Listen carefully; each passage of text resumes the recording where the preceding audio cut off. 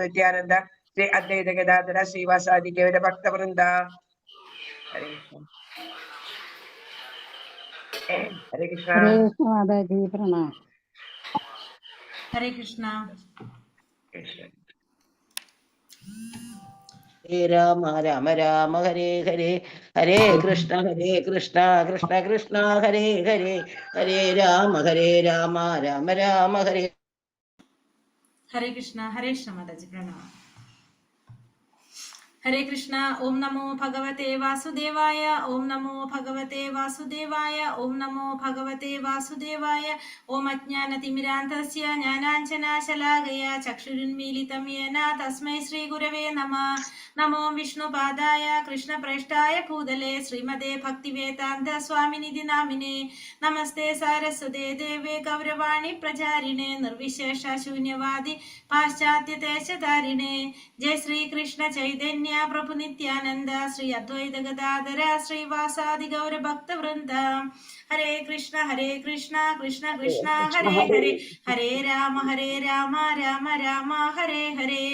ഹരേ കൃഷ്ണ. നിഗമകൽപതരോർഗളിതം ഫലം ശുഖമുഖാമൃതദ്രവ സംയുതം പിബത ഭാഗവതം രസമാലയം മുഹുരഹോ രസികാ ഭുവി ഭാവുകാഃ. നാരായണം നമസ്കൃത്യം നരം ചൈവ നരോത്തമം ദേവീം സരസ്വതീം വ്യാസം തതോ ജയമുദിരയേത്. നഷ്ടപ്രായേഷു ഭദ്രേഷു നിത്യം ഭാഗവത സേവയ ഭഗവതേ ഉത്തമ ശ്ലോകേ ഭക്തിർഭവതി നൈഷ്ഠികീ. കൃഷ്ണായ വാസുദേവായ ദേവകീ നന്ദനായ ച നന്ദഗോപകുമാരായ ഗോവിന്ദായ നമോ നമഃ. ഹരേ കൃഷ്ണ കൃഷ്ണ കൃഷ്ണ ഹരേ ഹരേ, ഹരേ രാമ രാമ രാമ ഹരേ ഹരേ. ഹരേ കൃഷ്ണ. ശ്രീ ശ്രീ രാധാ ഗോവിന്ദ് ടെമ്പിൾ ഇസ്കോൺ ബാംഗ്ലൂരിന്റെ ഭാഗവതം ക്ലാസ്സിലേക്ക് എല്ലാവർക്കും സ്വാഗതം. ഹരേ കൃഷ്ണ. എല്ലാവർക്കും ഹരേ കൃഷ്ണ മാതാജി.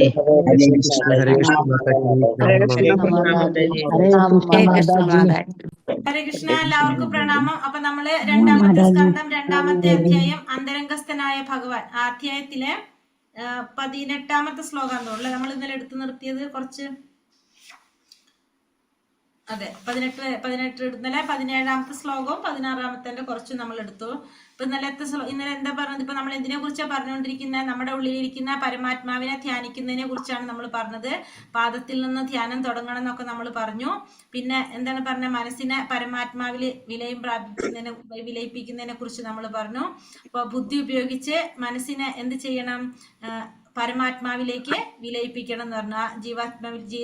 ജീവാത്മാവിലേക്കും പരമാത്മാവിലേക്കും വിലയിപ്പിക്കണം എന്ന് പറഞ്ഞു. അങ്ങനെ ഉറച്ചു നിന്ന് കഴിഞ്ഞാല് ആ ജീവാത്മാവിനെ പരമാനന്ദം അനുഭവിക്കാനായിട്ട് സാധിക്കും. ഈ അവസ്ഥയിൽ എത്തുന്നവരുടെ ഭൗതികമായിട്ടുള്ള കർമ്മങ്ങളിൽ നിന്നെല്ലാം അവര് മോചനം നേടും എന്നുള്ളതൊക്കെ നമ്മൾ കണ്ടു. അപ്പോൾ നമ്മൾ എന്ത് ചെയ്യുക? നമ്മുടെ ബുദ്ധി ഭഗവാന്റെ സേവനത്തിനായിട്ട് ഉപയോഗിക്കാൻ ശ്രമിക്കുമ്പോൾ മനസ്സ് ഭൗതികമായിട്ടുള്ള ആഗ്രഹങ്ങളിൽ നിന്ന്, അതായത് കാമക്രോധത്തിൽ നിന്നെല്ലാം മുക്തമായിട്ട് ആത്മീയ പുരോഗതി കൈവരിക്കാൻ സാധിക്കും എന്നുള്ളതാണ് 16ാമത്തെ ശ്ലോകത്തിൽ നമുക്ക് പറഞ്ഞു തന്നത്. 17ാമത്തെ ശ്ലോകത്തിൽ പറയുന്നത് ഭൗതിക ലോകത്തെ ദേവന്മാരെ നിയന്ത്രിക്കുന്ന സർവസംഹാരിയായിട്ടുള്ള കാലം അത് ആത്മീയമായ പദവിയില് നിഷ്ക്രിയമായിട്ടുള്ളതാണ്. അപ്പൊ അവിടെ എന്തിനു പ്രസക്തി ഇല്ല? ജന്മ മൃത്യു ജരാവ്യാധികൾക്കൊന്നും അവിടെ എന്തില്ല? ഒന്നുമില്ല. അതൊന്നും അവിടെ ഇല്ല എന്നുള്ള പറഞ്ഞു. പിന്നെ മാത്രമല്ല ഭൗതിക പ്രകൃതിയുടെ ഗുണങ്ങളായിട്ടുള്ള സത്ത് രജോ തമോ ഗുണങ്ങളുടെ സ്വാധീനം ഒന്നും എവിടെ വരുന്നില്ല?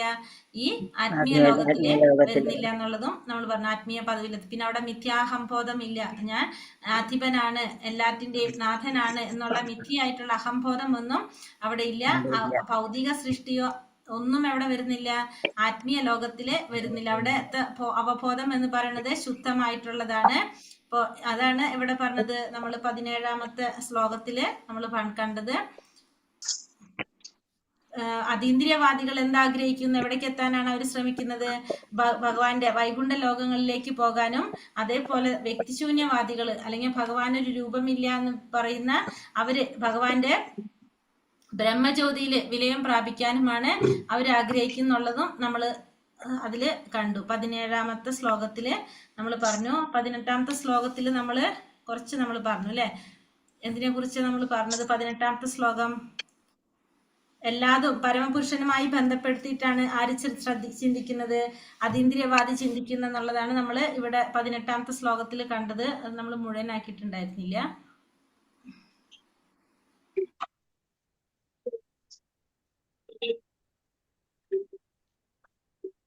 ഹരേ കൃഷ്ണ. ശ്ലോകം 18. ഓം നമോ ഭഗവതേ വാസുദേവായ. പരം പദം വൈഷ്ണവ മാമനന്തി തദ് യന്നേതി നേതീത്യ തദുത്സി സൃക്ഷവഃ വിസൃജ്യ ദൗരാത്മ്യ അനന്യ സൗഹൃദ ഹൃദോ ബഗുഹ്യാർഹ പദം പദേ പദേ. ചൊല്ലിക്കോളൂ. നമോ ഭഗവതേ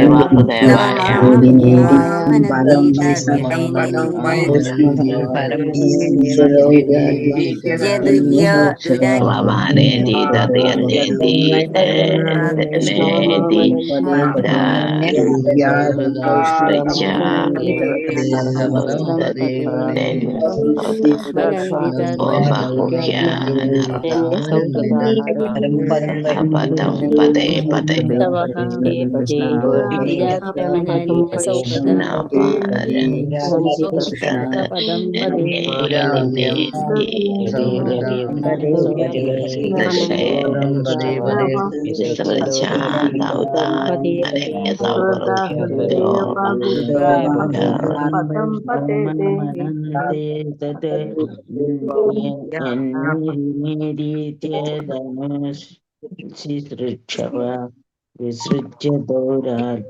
ഹരേ കൃഷ്ണ.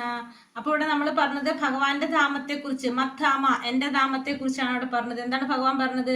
ഭഗവാന്റെ ധാമം എങ്ങനെയാണ്? സ്വയം പ്രകാശിതങ്ങളാണെന്ന് പറഞ്ഞു. അവിടെ സൂര്യനോ ചന്ദ്രനോ ഒന്നും പ്രകാശം വരുത്തേണ്ട ആവശ്യമില്ല, എല്ലാതും സ്വയം പ്രകാശിതങ്ങളാണെന്ന് കണ്ടു.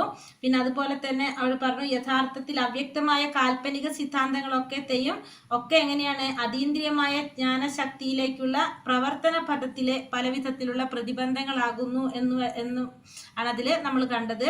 അതുവരെയാണ് നമ്മൾ പറഞ്ഞത്. ഇനി അടുത്ത ഭാഗം, അവ്യക്തിഗതവാദികൾ അല്ലെങ്കിൽ അഭക്തന്മാരുടെ സമൂഹം ഒഴികെ സ്വയം ഭക്തരെന്ന് ഭാവിക്കുന്നവരും എന്നാൽ നിരാകാര ബ്രഹ്മനിൽ വിലയം പ്രാപിച്ച് മുക്തി പ്രാപിക്കാമെന്നുള്ള ആശയം മനസ്സിൽ സൂക്ഷിക്കുന്നവരുമായ മറ്റൊരു ഗണമുണ്ട്. ഇപ്പോൾ ആദ്യം നമ്മൾ പറഞ്ഞത് അതീന്ദ്രിയവാദികളെ കുറിച്ച്, ഭക്തന്മാരെ കുറിച്ചാണ് പറഞ്ഞത്. ഇനി രണ്ടാമത്തെ സമൂഹത്തെ കുറിച്ചാണ് ഇവിടെ പറയുന്നത്. രണ്ടാമത്തെ കൂട്ടർ എങ്ങനെയാ പറഞ്ഞത്? അവ്യക്തിഗതവാദികൾ അല്ലെങ്കിൽ അഭക്തന്മാരുടെ ഒരു സമൂഹം. അത് ഒഴികെ എന്താണ്? സ്വയം ഭക്തരെന്ന് ഭാവിക്കുന്നവര്, പിന്നെ എന്നാൽ നിരാകാര ബ്രഹ്മത്തില് വിലയം പ്രാപിച്ച് മുക്തി പ്രാപിക്കാനുള്ള ആശയം മനസ്സിൽ കാത്തു സൂക്ഷിക്കുന്ന മറ്റൊരു ഗണം. അപ്പോ ഇവിടെ അവ്യക്തിഗതവാദികള് അല്ലെങ്കിൽ അഭക്തന്മാരുടെ സമൂഹം ഒഴികെ എന്ന് പറഞ്ഞാല് സ്വയം ഭക്തന്മാരെന്ന് ഭാവിക്കുന്നവരെ കുറിച്ച് പറഞ്ഞു. നിരാകാര ബ്രഹ്മത്തില് വിലയം പ്രാപിച്ച് മുക്തി പ്രാപിക്കാനുള്ള ആശയം മനസ്സിൽ സൂക്ഷിക്കുന്നവര്, അങ്ങനെയുള്ളൊരു കൂട്ടവും ഉണ്ട്, മറ്റൊരു ഗണവുമുണ്ട്. തുറന്ന വിഷയാസക്തിയിലൂടെ അവരുടേതായ ഭക്തിയുടെ സേവന മാർഗം നിയമവിരുദ്ധമായി സൃഷ്ടിക്കുകയും അവരെ പോലെ വിഷയികളായ അഥവാ ദുഷ്ടചരിതരായ മറ്റുള്ളവരെ തെറ്റായി നയിക്കുകയും ചെയ്യുന്നു. അപ്പൊ ഇത്തരത്തിലുള്ളവരെന്താണ്? തുറന്ന വിഷയാസക്തിയിലൂടെ അവരുടേതായ രീതിയിൽ അവരൊരു ഭക്തിയുടെ സേവന മാർഗം നിയമവിരുദ്ധമായി സൃഷ്ടിക്കും. അപ്പൊ നമുക്ക് എന്താണ്? നമ്മൾ ഈ ചെയ്യുന്ന എല്ലാ കാര്യങ്ങളും, ഭഗവാന്റെ സേവനം ഇതൊക്കെ നമ്മൾ ചെയ്യുന്നത് നമ്മുടേതായ രീതിയിലല്ല, ആചാര്യന്മാരുടെ നിർദ്ദേശം അനുസരിച്ച് അല്ലെങ്കിൽ നമ്മുടെ ശാസ്ത്രങ്ങളിൽ പറയുന്ന പ്രകാരമായിരിക്കും നമ്മൾ ഇതൊക്കെ ചെയ്തു പോകുന്നത്. പക്ഷേ ഇത്തരത്തിലുള്ള വ്യക്തികൾ എന്താ ചെയ്യുന്നത്? അവരുടേതായ രീതിയിൽ ഭക്തിയുടെ സേവന മാർഗം നിയമവിരുദ്ധമായി സൃഷ്ടിച്ചുകൊണ്ട് അവരെ പോലെ തന്നെ വിഷയികളായിട്ടുള്ള അല്ലെങ്കിൽ ദുഷ്ടചരിതരായ മറ്റുള്ളവരെ തെറ്റായി നയിക്കുകയും ചെയ്യുന്നു. അപ്പൊ അതേപോലത്തുള്ളവരെയും കൂടി അവരിലേക്ക് കൂട്ടി അവരെയും കൂടി തെറ്റായിട്ട് നയിക്കപ്പെടുകയും ചെയ്യുന്നു. വിശ്വനാഥ ചക്രവർത്തിയുടെ അഭിപ്രായത്തിൽ ഈ എല്ലാ അഭക്തരും വിഷയികളും ദുരാത്മാക്കളുമാകുന്നു. അപ്പൊ ഇത്തരത്തിലുള്ള എല്ലാവരും ആരാണ്? അഭക്തരും വിഷയികളും, അതായത് കാമാസക്തരും ദുരാത്മാക്കളുമാകുന്നു. അത്തരം അഭക്തരെയും ക്ലിബന്മാരെയും അതായത് വിഷയികളെയും അതീന്ദ്രിയവാദികളുടെ ശ്രേണിയിൽ നിന്നും പൂർണ്ണമായും ഒഴിവാക്കേണ്ടതാണ്. അപ്പൊ ഇത്തരത്തിലുള്ളവരും നമ്മൾ ആരായിട്ട് പറയാൻ പാടില്ല? അതീന്ദ്രിയവാദിയാണെന്ന് കാണാനായിട്ട് പാടില്ല. ശ്രീ ശുകദേവ ഗോസ്വാമിയുടെ ഈ വിശിഷ്ട ശ്ലോകം പ്രതിപാദിക്കുന്നു. ഒഴിവാക്കേണ്ടതാണെന്നാണ് ശുകദേവ ഗോസ്വാമിയുടെ ഈ ശ്ലോകത്തില് പറയുന്നത്. ആകയാൽ വൈകുണ്ഠ ലോകങ്ങൾ യഥാർത്ഥത്തിൽ പരംപദം എന്ന് വിശേഷിപ്പിക്കുന്ന പരമവാസസ്ഥാനമാകുന്നു. അപ്പൊ അതുകൊണ്ട് തന്നെ വൈകുണ്ഠ ലോകം എന്ന് പറയുന്നത് യഥാർത്ഥത്തില് പരംപദം, പരമപദമാണത് എന്ന് വിശേഷിപ്പിക്കുന്ന ആ പരമമായ വാസസ്ഥാനമാണ് എന്ത്? വൈകുണ്ഠ ലോകം. സൂര്യൻ രശ്മികൾ, സൂര്യന്റെ കിരണങ്ങൾ എന്ന പോലെ നിരാകാര ബ്രഹ്മജ്യോതി വൈകുണ്ഠ ലോകത്തിന്റെ പ്രഭയാകയാൽ അതിനെ പരംപദം എന്നും വിശേഷിപ്പിക്കുന്നു. അപ്പൊ സൂര്യന്റെ രശ്മികൾ എന്ന് പറഞ്ഞാൽ സൂര്യന്റെ കിരണങ്ങളാണ്. അതേപോലെ തന്നെ നിരാകാര ആ ബ്രഹ്മജ്യോതി എന്ന് പറയുന്നത് വൈകുണ്ഠ ലോകത്തിന്റെ പ്രഭയായതുകൊണ്ട് തന്നെ അതിനെ നമുക്ക് എന്തു പറയാം? പരംപദം എന്നും വിശേഷിപ്പിക്കാം. ഭഗവത്ഗീത 14-ാം അധ്യായം 27-ാം ശ്ലോകത്തിൽ ഇപ്രകാരം വ്യക്തമായി പറഞ്ഞിരിക്കുന്നു: ഭഗവാന്റെ വ്യക്തിഗത ഭാവത്തിൽ നിരാകാര ബ്രഹ്മജ്യോതി വിലയിക്കുന്നു. അപ്പോൾ ഭഗവാന്റെ വ്യക്തിഗത ഭാവത്തില് ആ നിരാകാര ബ്രഹ്മജ്യോതി വിലയിക്കുന്നു. തന്നിമിത്തം പ്രത്യക്ഷമായും പരോക്ഷമായും സർവ്വതും ബ്രഹ്മജ്യോതിയിൽ സംവേശിപ്പിക്കുന്നു. സകലതും ഭഗവാനിൽ നിന്ന് ഉത്ഭവിക്കുന്നു, സർവം അദ്ദേഹത്തിൽ വർത്തിക്കുന്നു. മാത്രമല്ല ഉന്മൂലനത്തിന് ശേഷവും സകലതും ഭഗവാനിൽ തന്നെ അദ്ദേഹത്തിൽ മാത്രം വിലയിക്കുകയും ചെയ്യുന്നു. ആകയാൽ അദ്ദേഹത്തിൽ നിന്ന് യാതൊന്നും സ്വതന്ത്രമല്ല. അപ്പോൾ ഭഗവത്ഗീതയിൽ പറയുന്നത് 14-ാം ശ്ലോകത്തിൽ 14-ാം അധ്യായം 27-ാം ശ്ലോകത്തിൽ പറയുന്നത് ഭഗവാന്റെ വ്യക്തിഗത ഭാവത്തിൽ നിരാകാര ബ്രഹ്മജ്യോതിയില് വിലയിക്കുന്നതിനെ കുറിച്ച് പറയുന്നു. തന്നിമിത്തം എന്താ സംഭവിക്കുന്നത്? പ്രത്യക്ഷമായും പരോക്ഷമായും സർവ്വതും ആ ബ്രഹ്മജ്യോതിയിലാണ് സംവേശിക്കുന്നതായിട്ട് എന്ന് പറയുന്ന ഭഗവത്ഗീതയില് ഭഗവാൻ പറയുന്നുണ്ട്. സകലതും ഭഗവാനിൽ നിന്ന് ഉത്ഭവിക്കുന്നു, എല്ലാതും ഭഗവാനിൽ നിന്നാണ് ഉത്ഭവിക്കുന്നത്, എല്ലാം ഭഗവാനിൽ തന്നെ നിലനിൽക്കുന്നു. അതിനുശേഷം ഉന്മൂലനത്തിന് ശേഷം എന്താണ്? എല്ലാം ചെന്ന് വിലയം പ്രാപിക്കുന്നത് ആരിലാണ്? അതും ഭഗവാനിൽ തന്നെയാണ്. അതുകൊണ്ട് തന്നെ അദ്ദേഹത്തിൽ നിന്ന് യാതൊന്നും സ്വതന്ത്രമല്ല. അപ്പൊ ഒന്നും ഭഗവാനിൽ നിന്ന് സ്വതന്ത്രമല്ല. ബ്രഹ്മത്തെ ബ്രഹ്മമല്ലാത്തതിൽ നിന്നും വേർതിരിക്കുവാൻ ഒരു ശുദ്ധ ഭക്തൻ തന്റെ വിലപ്പെട്ട സമയം പാഴാക്കി കളയുകയില്ല. അപ്പൊ അതുകൊണ്ട് തന്നെ ബ്രഹ്മത്തെ ബ്രഹ്മമല്ലാത്തതിൽ നിന്ന്, അതായത് മായയിൽ നിന്ന് വേർതിരിക്കാനായിട്ട് ഒരു ശുദ്ധ ഭക്തൻ എന്ത് ചെയ്യില്ല? തന്റെ വിലപ്പെട്ട സമയം പാഴാക്കി കളയുകയില്ല. എന്തുകൊണ്ടെന്നാൽ പരബ്രഹ്മമായ ഭഗവാൻ അദ്ദേഹത്തിന്റെ ബ്രഹ്മശക്തി സകലതിലും ഇഴചേർത്തിരിക്കുന്നുവെന്ന് ഭക്തന് നല്ലവണ്ണം അറിയാം. അപ്പൊ ബ്രഹ്മം എന്ന് പറഞ്ഞാൽ എന്താണ്? ഭഗവാന്റെ തന്നെ ആ ഒരു ശക്തിയാണ് ബ്രഹ്മം എന്ന് പറയുന്നത്. ആ പരമസത്യത്തിന്റെ 3 ഭാവത്തില് ഒരു ഭാവമാണ് എന്ത്? ബ്രഹ്മം എന്ന് പറയുന്നത്. അത് ആർക്കറിയാം? ഭക്തന്മാർക്ക് നല്ലവണ്ണം അറിയാൻ സാധിക്കും. ആകയാൽ സർവം ഭഗവത് വിഭവമാണെന്ന്, അഥവാ ഭഗവാൻ അധികാരപ്പെട്ടതാണെന്ന് ഭക്തൻ നോക്കിക്കാണുന്നു. അപ്പൊ അതുകൊണ്ട് തന്നെ എല്ലാം ഭഗവാന്റെ വിഭവമാണ്, അല്ലെങ്കിൽ ഭഗവാൻ അധികാരപ്പെട്ടതാണെന്നുള്ളത് ഒരു ഭക്തന് അറിയാനായിട്ട് സാധിക്കും. എല്ലാ ഭഗവത് സേവനത്തിൽ നിരതമാക്കാൻ ഭക്തൻ ശ്രമിക്കുന്നു. അപ്പൊ അതുകൊണ്ട് തന്നെ എല്ലാം ഭഗവാന്റെ സേവനത്തിൽ നിരതമാക്കാനാണ് ആര് ശ്രമിക്കുക? ഒരു ഭക്തൻ ശ്രമിക്കുന്നത്. മാത്രമല്ല ഭഗവത് സൃഷ്ടിയെ കുടിലമായി അടക്കി ഭരിക്കുന്നതിന് യാതൊരു പരിഭ്രമങ്ങളും ഉണ്ടാക്കുന്നില്ല. ആ ഭഗവാന്റെ അതീന്ദ്രിയ പ്രേമയുത സേവനത്തിൽ താൻ സ്വയവും അതേപോലെ മറ്റുള്ളവരെയും വ്യാപൃതനാക്കുന്ന വിധം ഭഗവത് ഭക്തൻ ശ്രദ്ധാലുവാണ്. സകലത്തിലും ഭഗവാനെയും ഭഗവാനിൽ അഖിലവും ഭക്തൻ കാണുന്നു. അപ്പൊ അത് ഭക്തൻ ദർശിക്കുന്നു. അപ്പോ എല്ലാറ്റിലും ഭഗവാനെ കാണാനും ഭഗവാനിൽ എല്ലാവരെയും കാണാനും ആർക്ക് സാധിക്കും? ഒരു ഭക്തന് സാധിക്കും. താൻ സ്വയവും അതേപോലെ മറ്റുള്ളവരെയും വ്യാപൃതനാക്കത്തക്ക വിധം ഭഗവാന്റെ ഭക്തന്മാര് എന്ത് ചെയ്തുകൊണ്ടിരിക്കുകയാണ്? ഭഗവാന്റെ അതീന്ദ്രിയമായ പ്രേമയുദ്ധ സേവനത്തിൽ ഏർപ്പെട്ടുകൊണ്ടിരിക്കുകയാണ് സ്വയം. അതേപോലെ തന്നെ എല്ലാവരെയും അതിൽ വ്യാപൃതരാക്കാനും അവർ ശ്രമിച്ചുകൊണ്ടിരിക്കുന്നു. മാത്രമല്ല എല്ലാവരിലും ഭഗവാനെ കാണാനും ഭഗവാനിൽ എല്ലാവരെയും കാണാനും ആർക്ക് സാധിക്കും? ഒരു ഭക്തന് സാധിക്കും. ഭഗവാന്റെ അതീന്ദ്രിയ രൂപത്തെ ലൗകികമായ ഒന്നായി ധരിക്കുന്നതാണ് ദുരാത്മാക്കളുടെ കുഴപ്പത്തിന് കാരണം. പക്ഷെ ദുരാത്മാക്കൾ എങ്ങനെ ചിന്തിക്കുന്നത്? ഭഗവാന്റെ രൂപം അത് അതീന്ദ്രിയമായിട്ടുള്ളതാണ്. അതിനെ ഭൗതികമായ രീതിയിൽ അല്ലെങ്കിൽ ലൗകികമായ രീതിയിൽ നോക്കി കാണുന്നതാണ് ആരുടെ കുഴപ്പം? ഈ ദുരാത്മാക്കളായിട്ടുള്ള വ്യക്തികളുടെ കുഴപ്പം. അതായത് ആസുരിക സ്വഭാവത്തിലുള്ളവരുടെ, ഭക്തന്മാരല്ലാത്തവരുടെ കുഴപ്പം അതാണ്. സാധാരണ മനുഷ്യനായിട്ട് അല്ലെങ്കിൽ ഭൗതികമായ രീതിയിലാണ് ആരെ കാണുന്നത്? ഭഗവാന്റെ അതീന്ദ്രിയ രൂപത്തെ കാണുന്നത്. ശ്ലോകം 19.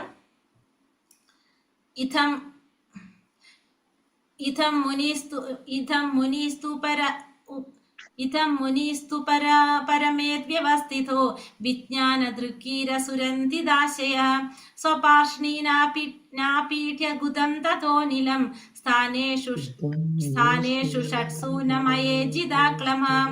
ഇതം മുനിസ്തു പരമേദ്വ്യവസ്ഥിതോ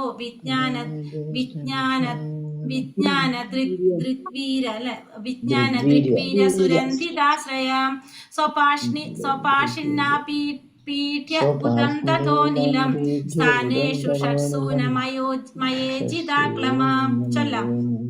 ഹരേ കൃഷ്ണ. കൃഷ്ണ. ഓം നമോ ഭഗവതേ വാസുദേവായ. തം മുനിസ്തു പരമേദ്വ്യവസ്ഥിതോ വിജ്ഞാനദൃക്കീരസുരന്തിദാശയ സ്വപാർഷ്ണീനാപീഠാഗുദം അഥോ നിലം സ്ഥാനേഷു ഷട്സു നമയേ ജിതാക്ലമാം. മുനിസ്തു പരമേദ്വ്യവസ്ഥിതോ വിജ്ഞാനദൃക്കീരസുരന്തിദാശയ സ്വപാർഷ്ണേന പീഠാഗുദം തതോ നിലം യേഷു ഷട്സുന്നമയ ജിതക്ലമാം.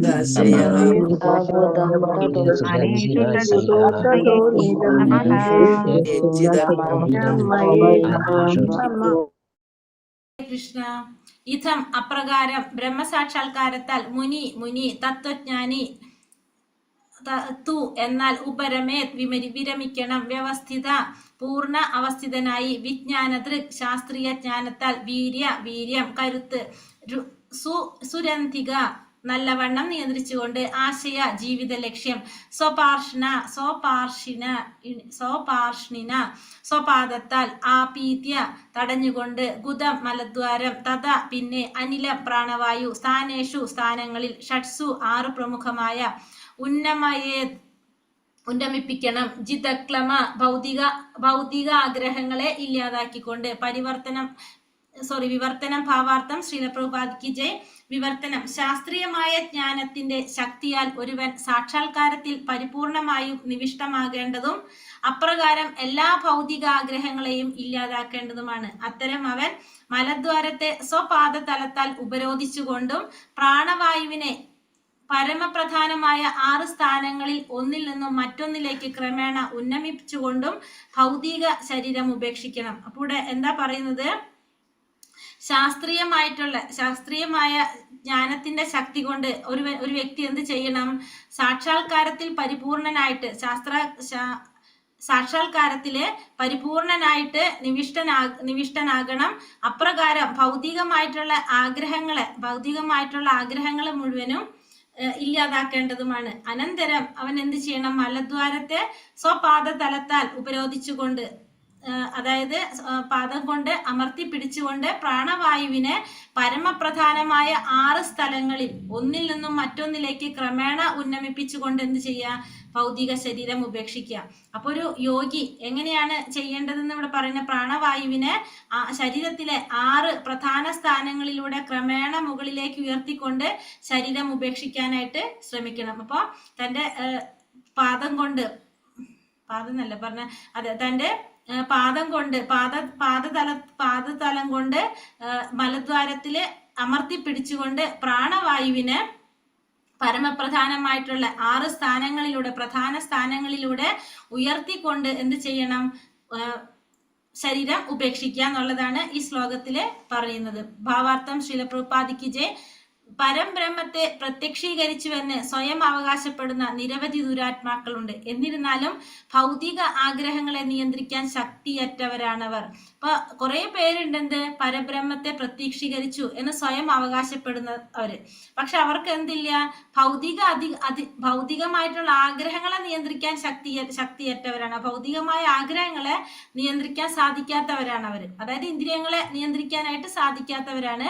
പരിപൂർണമായും ആത്മസാക്ഷാത്കാരം സിദ്ധിച്ച ഒരുവൻ എല്ലാ ഭൗതിക ആഗ്രഹങ്ങളിൽ നിന്നും പൂർണ്ണമായും ഒഴിഞ്ഞു നിൽക്കുന്നുവെന്ന് ഭഗവത്ഗീത 18-ാം അധ്യായം 54-ാം ശ്ലോകത്തിൽ വ്യക്തമായി പ്രതിപാദിച്ചിരിക്കുന്നു. അപ്പൊ ഭഗവത്ഗീതയിൽ ഭഗവാൻ പറയുന്നുണ്ട് എന്താണ്? അപ്പൊ പൂർണ്ണമായിട്ടും ആത്മസാക്ഷാത്കാരം സിദ്ധിച്ച ഒരു വ്യക്തിക്ക് എല്ലാ തരത്തിലുള്ള ഭൗതിക ആഗ്രഹങ്ങളിൽ നിന്നും പൂർണ്ണമായിട്ടും ഒഴിഞ്ഞു നിൽക്കാൻ സാധിക്കുന്നു എന്നുള്ളത് 18-ാം അധ്യായത്തില് 54-ാം ശ്ലോകത്തിൽ ഭഗവാൻ പറയുന്നുണ്ട്.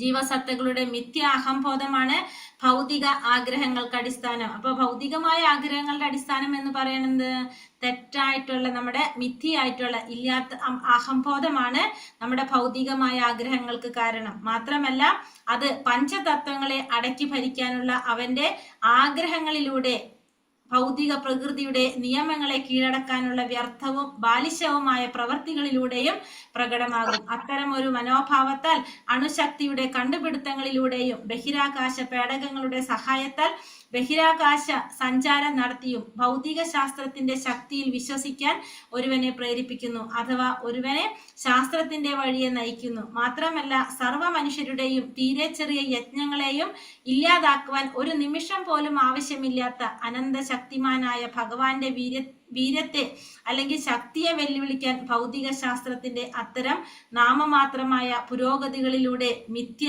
ആത്മശ്ലാഘി ഉദ്യമിക്കുന്നു. പരബ്രഹ്മം അഥവാ പരമദിവ്യോത്തമ പുരുഷൻ സർവശക്തനായ വാസുദേവനാണെന്നും താൻ പരമപരിപൂർണന്റെ അവിഭാജ്യ ഘടകമാണെന്നും പൂർണ്ണ അവസ്ഥിതനായ ആത്മാവ് അഥവാ സാക്ഷാത്കാര സിദ്ധിച്ച ആത്മാവ് പരിപൂർണമായും ഗ്രഹിക്കുന്നു. ഇവിടെ പറഞ്ഞു വരുന്നത് എന്താണ്?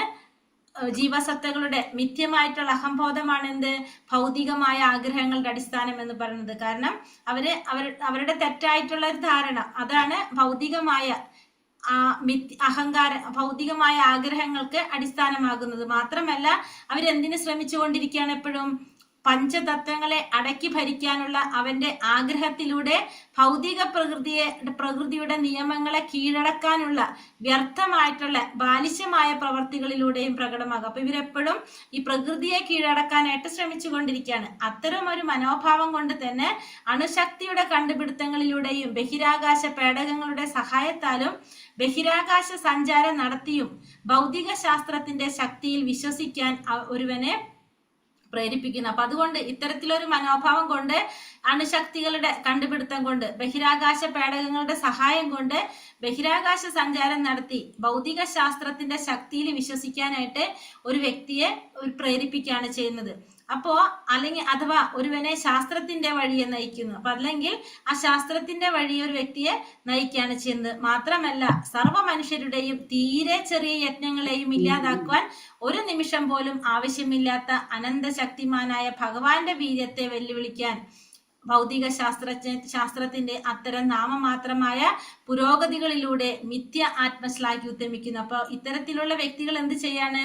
ആ സർവ്വ മനുഷ്യരുടെയും അല്ലെങ്കിൽ നമ്മുടെ എല്ലാ തരത്തിലുള്ള പ്രയത്നങ്ങൾ, എത്ര വലുതായാലും ചെറുതായിട്ടുള്ള പ്രയത്നങ്ങളെ കൂടി ഇല്ലാതാക്കാൻ സാധിക്കുന്ന, ഒരു നിമിഷം പോലും ആവശ്യമില്ലാത്ത ആ അനന്ത ശക്തിമാനായിട്ടുള്ള ഭഗവാന്റെ ശക്തിയെ വെല്ലുവിളിക്കാനായിട്ടാണ് ആര് ശ്രമിക്കുന്നത്? ഇത്തരത്തില് ഈ മിഥ്യാഹംബോധമുള്ള വ്യക്തികൾ ശ്രമിക്കുന്നത്. പരബ്രഹ്മം അഥവാ പരമദിവ്യോത്തമ പുരുഷൻ സർവശക്തനായ വാസുദേവനാണെന്നും താൻ പരമപരിപൂർണന്റെ അവിഭാജ്യ ഘടകമാണെന്നും പൂർണ്ണ അവസ്ഥിതനായ ആത്മാവ്, അതല്ല സാക്ഷാത്കാര സിദ്ധിച്ച ആത്മാവ് പരിപൂർണമായും ഗ്രഹിക്കുന്നു. പക്ഷെ ആത്മസാക്ഷാത്കാരം ലഭിച്ച ആ പരിപൂർണമായിട്ടുള്ള ആ സാക്ഷാത്കാരം നേടിയ അവസ്ഥിതനായിട്ടുള്ള ആത്മാവിന് എന്തറിയാം? താൻ പരമപുരുഷനായിട്ടുള്ള ആ സർവശക്തനായ ഭഗവാന്റെ അംശമാണ്, അല്ലെങ്കിൽ അവിഭാജ്യ ഘടകമാണെന്നുള്ളത് ആത്മസാക്ഷാത്കാരം സിദ്ധിച്ച ആ വ്യക്തിക്ക് അറിയാനായിട്ട് സാധിക്കും. ആ നിലയ്ക്ക് സേവിതനും സേവകനുമായുള്ള അതീന്ദ്രിയ ബന്ധത്തിൽ എല്ലാവിധത്തിലും ഭഗവാനുമായി സഹകരിക്കുകയാണ് ജീവസത്തയുടെ വ്യവസ്ഥാപിതമായ കടമ. അപ്പോൾ ഒരു ജീവാത്മാവിന്റെ വ്യവസ്ഥാപിതമായ ഒരു കടമ എന്ന് പറയുന്നത് എന്താണ്?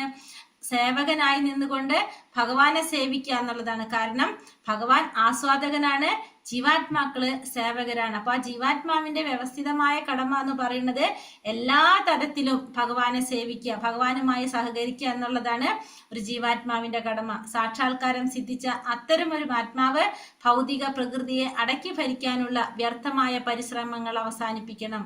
അപ്പൊ ആത്മസാക്ഷാത്കാരം നേടിയ ആ ഒരു ആത്മാവ്, ഒരു ജീവാത്മാവ് ഈ ഭൗതിക പ്രകൃതിയെ അടക്കി ഭരിക്കാനുള്ള അത്തരത്തിലുള്ള വ്യർത്ഥമായിട്ടുള്ള പരിശ്രമങ്ങൾ അവസാനിപ്പിക്കുക.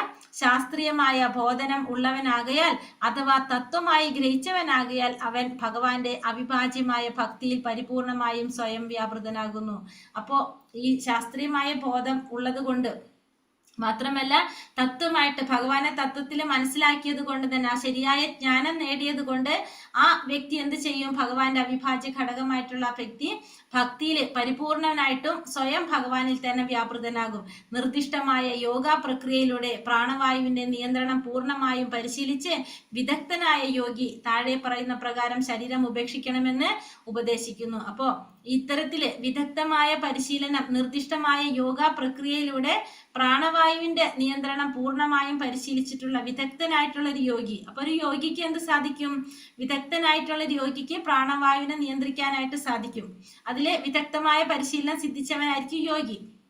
ആ യോഗി താഴെ പറയുന്ന പ്രകാരമാണ് എന്ത്? തന്റെ ശരീരം ഉപേക്ഷിക്കുന്നതിനെ കുറിച്ച് ഇവിടെ പറയുന്നത്, ഉപദേശിക്കുന്നത്. എങ്ങനെയാണ്? മലദ്വാരത്തെ കണം കാലാൽ ഉപരോധിച്ചുകൊണ്ട് പ്രാണവായുവിനെ നാഭി, അതായത് ഉദരം, ഹൃദയം, മാർവിടം, പിന്നെ താലു, അണ്ണാക്ക്, പുരികങ്ങൾ, മസ്തിഷ്കം എന്നീ 6 പരമപ്രധാനമായ സ്ഥാനങ്ങളിൽ മേൽക്കുമേലായി ഉന്നമിപ്പിക്കുന്നു. അപ്പൊ ഒന്നിനു മുകളിൽ ഒന്നൊന്നായിട്ട്, അതായത് ഉയർന്നു പോകുക. അപ്പൊ ഫസ്റ്റ് തന്നെ എന്താ പറഞ്ഞത്? മലദ്വാരത്തെ കണങ്കാല് കൊണ്ട് ഉപരോധിക്കുക. അതിനുശേഷം പ്രാണവായുവിനെ ഉദരത്തിൽ നിന്ന് ഹൃദയത്തിലേക്ക്, ഹൃദയത്തിൽ നിന്ന് മാറിടത്തിലേക്ക്, പിന്നെ അണ്ണാക്കിലേക്ക്, പിന്നെ പുരികത്തിലേക്ക്, പിന്നെ മസ്തിഷ്കത്തിലേക്ക്, ഇങ്ങനെ 6 പരമപ്രധാനമായ സ്ഥാനങ്ങളില് മേൽക്കുമേലായിട്ട് ഉന്നമിപ്പിക്കണം. നിർദ്ദിഷ്ടമായ യോഗ പ്രക്രിയയിലൂടെയുള്ള പ്രാണവായുവിന്റെ നിയന്ത്രണം യാന്ത്രികവും പരിശീലനം ഏറെക്കുറെ ആത്മസാക്ഷാത്കാരത്തിനായുള്ള ശാരീരിക യത്നവുമാണ്. അപ്പൊ ഇത്തരത്തിലുള്ള യോഗ പ്രക്രിയയിലൂടെ പ്രാണവായുവിനെ നിയന്ത്രിക്കുന്നതിന് എന്തിനാ പറയുന്നത്? അത് യാന്ത്രികമായിട്ടും പിന്നെ ആ പരിശീലനം ഏറെക്കുറെ ഏറെക്കുറെ ആത്മസാക്ഷാത്കാരത്തിനായുള്ള ശാരീരിക യത്നവുമാണ്. അപ്പൊ നമ്മളെ ശരീരം കൊണ്ട് നമ്മൾ ചെയ്യുന്ന ആത്മസാക്ഷാത്കാരത്തിന് വേണ്ടി ഒരു യോഗിക്ക് എന്ത് സാധിക്കും? എല്ലാം നിയന്ത്രിക്കാനായിട്ട് സാധിക്കും. അങ്ങനെ ആ യോഗി ശരീരം കൊണ്ട് ചെയ്യുന്ന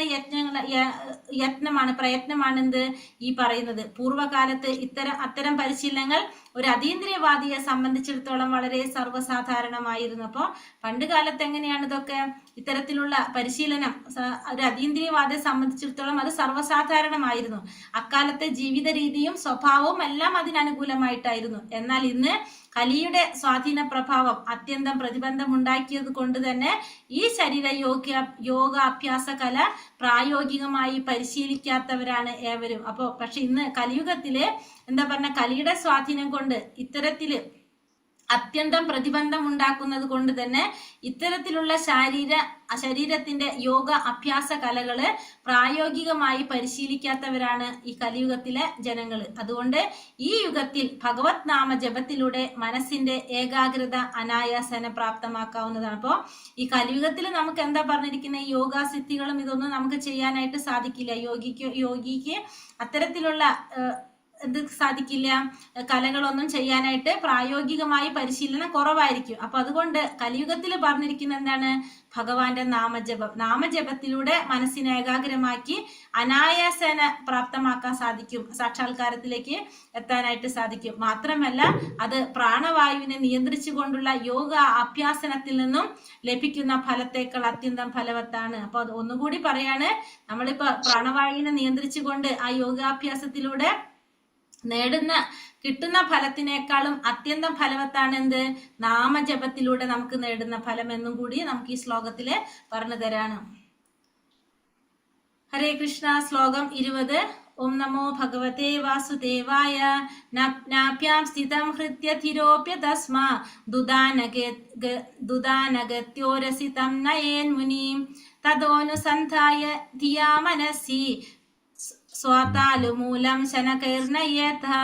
നാഭ്യാം സ്ഥിതം ഹൃദ്യധിരോപ്യ തസ്മാ ദുദാനഗത്യോരസിതം നയേൻ മുനി തതോനുസന്ധായ ധിയാ മനസി സ്വാതാലുമൂലം ശനകൈർനയേത. ചൊല്ലാം. ഓം നമോ ഭഗവതേ വാസുദേവായ. അഭ്യാം സ്ഥിതം ഹൃദ്യധിരോപ്യ തസ്മാദുദാനഗത്യോരസിതം നയേൻ മുനി തദോനുസന്ധായ ധിയാ മനസ്സാലുമൂലം ശനകൈർനയേത.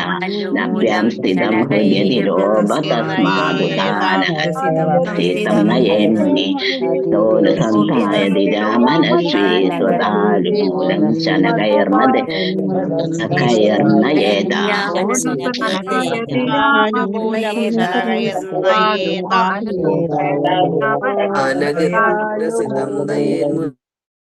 ഹരേ കൃഷ്ണ. നാഭിയിൽ സ്ഥിതി ചെയ്യുന്നു. ഹൃദയത്തിൽ അധിരോപ്യ സ്ഥാപിച്ചിട്ട് തസ്മാത് അവിടെ നിന്നും ഉദാന ആരോഹിക്കുന്നു. ഗത്യ ശക്തി ഉരസി മാർവിൽ തം പിന്നെ നയേത് വരുത്തണം മുനി ധ്യാനപരനായ ഭക്തൻ തഥ അവയെ അനുസന്ധായ നിരൂപിക്കാനായി അന്വേഷിച്ചു കണ്ടെത്താനായി മാത്രം ധീയ ബുദ്ധിയാൽ മനസ്സി ധ്യാനപരമായ താലുമൂലത്തിൽ അണ്ണാക്കിന്റെ ആരംഭത്തിൽ ശനക്കൈ പതുക്കെ നയേത ആവാഹിക്കട്ടെ. വിവർത്തനം ഭാവാർത്ഥം ശ്രീല പ്രഭുപാദിക്ക് ജയ്. വിവർത്തനം: ധ്യാനനിമഗ്നനായ ഭക്തൻ മെല്ലെ പ്രാണവായുവിനെ നാഭിയിൽ നിന്നും ഹൃദയത്തിലേക്കും അവിടെ നിന്ന് മാറിലേക്കും അവിടെ നിന്ന് താലുമൂലത്തിലേക്കും അതായത് അണ്ണാക്കിന്റെ ആരംഭത്തിലേക്കും ആവാഹിക്കണം. ബുദ്ധിയാൽ യഥോചിതമായ സ്ഥാനങ്ങളെ അവൻ നിരൂപിക്കണം. അപ്പോൾ പറയുന്നു, ഒരു ഭക്തൻ, ധ്യാനനിമഗ്നനായിട്ടുള്ള ഒരു ഭക്തൻ എന്താ ചെയ്യേണ്ടത്? മെല്ലെ പ്രാണവായുവിനെ നാഭിയിൽ നിന്ന്, ഉദരത്തിൽ നിന്ന് ഹൃദയത്തിലേക്ക്, അവിടെ നിന്ന് മാറിലേക്ക്, അവിടെ നിന്നും താലുമൂലത്തിലേക്കും ആവാഹിക്കണം. പിന്നെ ബുദ്ധിയാൽ യഥോചിതമായ സ്ഥാനങ്ങളെ അവൻ സ്വയം കണ്ടുപിടിക്കണം. അതിനുശേഷം യഥോചിതമായ സ്ഥാനങ്ങളെ സ്വയം കണ്ടുപിടിക്കണം, അവൻ നിരൂപിക്കണമെന്ന് ഇവിടെ പറയുന്നത്. ഭാവാർത്ഥം ശ്രീല പ്രഭുപാദിക്ക് ജയ്. പ്രാണവായുവിന്റെ സഞ്ചാരത്തെ സംബന്ധിച്ച് 6 ചക്രങ്ങളുണ്ട്. ബുദ്ധിയുള്ള ഭക്തിയോഗി ധ്യാനാവസ്ഥയിൽ ഈ പരമപ്രധാനമായ ഷഡ്സ്ഥാനങ്ങളെയും നിരൂപിക്കണം. മുകളിൽ പ്രസ്താവിച്ച ഷഡ്സ്ഥാനങ്ങളിൽ സ്വാധിഷ്ഠാന ചക്രം പ്രാണവായുവിന്റെ ശക്തികേന്ദ്രവും ഇതിനു മുകളിലായി ഉദരത്തിനും നാഭിക്കും തൊട്ടു താഴെ മണിപൂരക ചക്രവുമാകുന്നു. അതിനു മുകളിൽ ഹൃദയത്തിൽ നിരൂപിക്കുമ്പോൾ അനാഹത ചക്രത്തിലും അതിനു മുകളിലായി പ്രാണവായുവിനെ താലുമൂലത്തിൽ ആവാഹിക്കുമ്പോൾ ഒരുവൻ വിശുദ്ധി ചക്രത്തിലും എത്തിച്ചേരുന്നു. അപ്പോൾ പറയുന്നത് ആ പ്രാണവായുവിന്റെ സഞ്ചാരത്തെ സംബന്ധിച്ച് 6 ചക്രങ്ങളാണ് പറയുന്നത്. എങ്ങനെ പറയുന്നത്? ബുദ്ധിയുള്ള ഒരു ഭക്തിയോഗി ധ്യാനാവസ്ഥയിലെ ഈ പരമപ്രധാനമായ ഈ 6 സ്ഥാനങ്ങളെയും നിരൂപിച്ചിരിക്കണം. ഇപ്പൊ ഫസ്റ്റ് പറയുന്നത് മുകളിൽ പ്രസ്താവിച്ച ഷഡ്സ്ഥാനങ്ങളിലെ സ്വാധിഷ്ഠാന ചക്രം പ്രാണവായുവിന്റെ ശക്തി കേന്ദ്രം, അതിന് മുകളിലായിട്ട് ഉദരത്തിനും നാഭിക്കും തൊട്ട് താഴെ വരുന്നത് മണിപൂരക ചക്രം. അപ്പോ ഫസ്റ്റ് പറഞ്ഞതാണ് ഇവിടെ സ്വാധിഷ്ഠാന ചക്രം, അത് കഴിഞ്ഞിട്ട് നാഭിക്കും ഉദരത്തിനും മുകളിലായിട്ട് മണിപൂരക ചക്രം, അതിനു മുകളിൽ ഹൃദയത്തിന് നിരൂപിക്കുമ്പോൾ അനാഹത ചക്രത്തിലും അതിനു മുകളിലായിട്ട് പ്രാണവായുവിനെ താലുമൂലത്തിൽ ആവാഹിക്കുമ്പോൾ വിശുദ്ധി ചക്രത്തിലും എത്തിച്ചേരുന്നു. ഈ ചക്രത്തെ കുറിച്ച് നമുക്ക് നാളെ പറയാം. ഹരേ കൃഷ്ണ കൃഷ്ണ കൃഷ്ണ ഹരേ ഹരേ, ഹരേ രാമ രാമ രാമ ഹരേ ഹരേ. പഞ്ചകൽപതരൂപേശ കൃപാ സിന്ധോഭ്യവ ച പതിതാനാം പാവനേഭ്യോ വൈഷ്ണവേഭ്യോ നമോ നമഃ. അനന്ത കോടി വൈഷ്ണവ ഭക്തവൃന്ദ की जय. श्रील प्रभुपाद की जय. गुरुदेव की जय. निताय गौर प्रेमानंदे. हरि हरि बोल. हरे कृष्ण. हरे कृष्ण।